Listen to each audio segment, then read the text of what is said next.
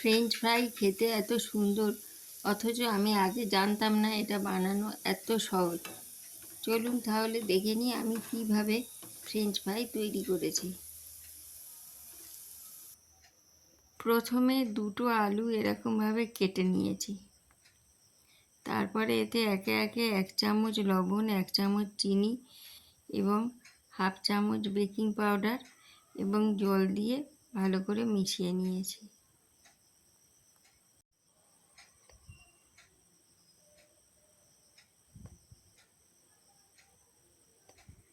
তারপর 20 মিনিট রেস্টে রেখেছি।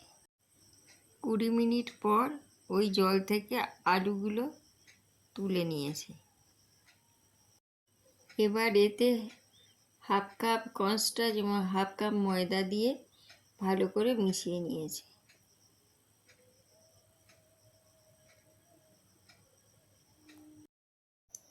তারপর একটা ফ্রাইং প্যানে তেল গরম করে উল্টো পাল্টে ভেজে নিলেই রেডি হয়ে যাবে ফ্রেঞ্চ ফ্রাই।